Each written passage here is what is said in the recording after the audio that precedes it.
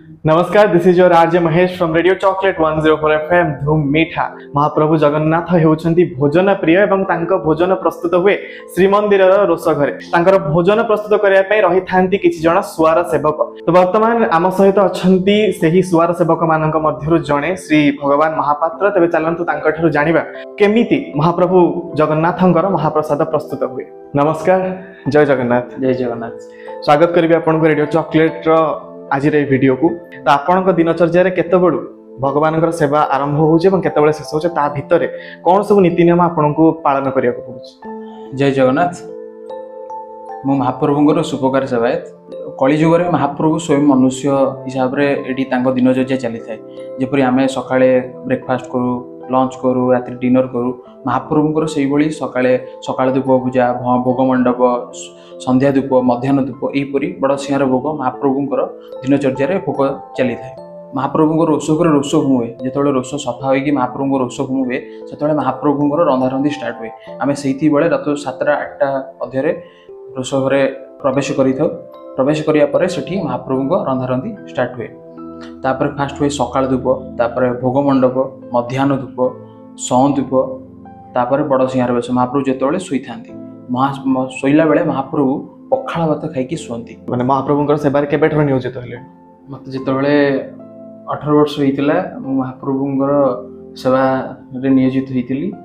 नियोजित परे मो बड़वांग सहित जोड़े माटीर कुड़िया धरी रोष भीतर प्रवेश करितिली। आ स्वयं अन्नपूर्णा ठाकुराणी अछन्ती हम रोष घरे, तांकू मुंडिया मारी तापरे रोष हनुमान महावीर अछन्ती। रोष महावीर को दर्शन करी विघ्नदाता विनायक विघ्न घटेबा पई भी रोष घरे गणेश मध्य महाप्रभु अछन्ती, तांकू दर्शन करी मो रोष घरे प्रवेश करितिली। तो वर्तमान केते वर्ष हलाने आपण सेवारे नियोजित अछन्ती? ओडी 7 वर्ष हलानी मो महाप्रभुंको सेवारे नियोजित अछि। 7 वर्ष भितरे बहुत गुडे नीति नियम आपण देखिथिबे। से सब नीति नियम विषय रे टिके हम जानिया चाहि। हमर एठी रोष होम हुए। रोष होम होला परे महाप्रभुंकर सेठू निया आसे। आपण एडा जानिथिबे रोष घर केतले निया लिबेनी। कोठ भोगरे महाप्रभुंकर अग्नि सदाबेले ही जळु थाए। जेतले रोष धोप काळे सेवक माने रोष सफा करि परंती, ता रोष सफा करि सला परे जेतले रोष हुए रोष होमर ही चारियाडी की निया जाय। रोष प्रत्येक रोष को निया जाय। सेठी महाप्रभु एते छोट अल्प अल्प निया ही पूरा रोष घर निया ही जाय। सेठी मा सेडा हिंगुळा दक्षिणी काळींकर ये रहिछि, कृपा रहिछि। सुवार सेवक माने घर खाई के आस्थांती। से भोगरे आसक्ति न आसीबा पई घरे खाई की जाती। न खाइले महाप्रभु को भोगरे आसक्ति आसे आ से भोग मारा। रोषघर होमरु निया आसीबा आ गोपाल वल्लभ भगवान का आगे परोसा जीवा मध्यरे मात्र 1.5 घंटार समय थाए।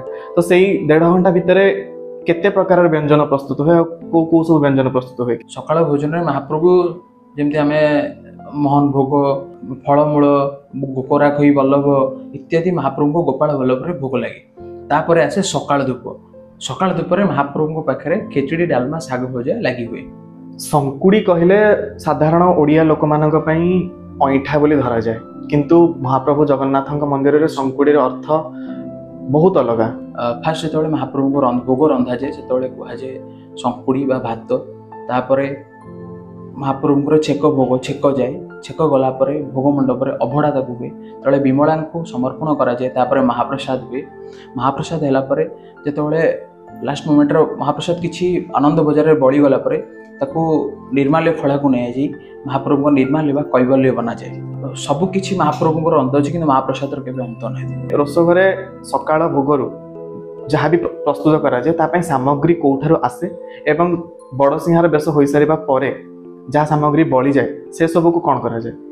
बहुत बढ़िया क्वेश्चन। पण आम को रोष घरे अछि कोपटी अछि। कोपटी अर्थ सौदा दुकान। आमर रोष घरे सुपकर सुवार मासर मानकर स्वतंत्र सौदा दुकान अछि। सेठी आपण डाली, चाउल, घी, कुटुणा, लूण, हळदी सब प्रकार जिनिस सेठी मिली थाए। आमे सेठु नै कि महाप्रभु कुड़िया दुकान भी मध्य अछि, काठ दुकान मध्य अछि। सेठु नै कि आमे रोष घरे महाप्रभुकर खाद्य प्रस्तुति करा जाए। हम रोष घरे गोटे नियम थाए जहाँ यूज हम गोटे थर यूज हम। आपड़ जमी माटी कुड़िया रांधि सारापर से संकुड़ी हिसाब संकुड़ी सारापर सेकेंड टाइम जी आप यूज करेंगे ना। आम घर रोष घर बहुत सारा जिनस अच्छी जमी भोगे थाए आमर माटी कुड़िया तापर डंका दौड़ी ए सब को लेकिन आम रोषे सामग्री प्रस्तुति करा जाए। टीम रेडियो चॉकलेट 104 FM तरफ भगवान भाई को बहुत बहुत धन्यवाद। तो एबे आमे जानिले रोसघर किसी रोचक तथ्य एवं आउ किसी तथ्य म आपन पई नै आसीबे एवं आम सहित रहिबे आउ जने सुवार सेवक। तेबे आपन को एठार धन्यवाद देबी एवं बहुत भल लागिला आपन सहित कथा जय जगन्नाथ।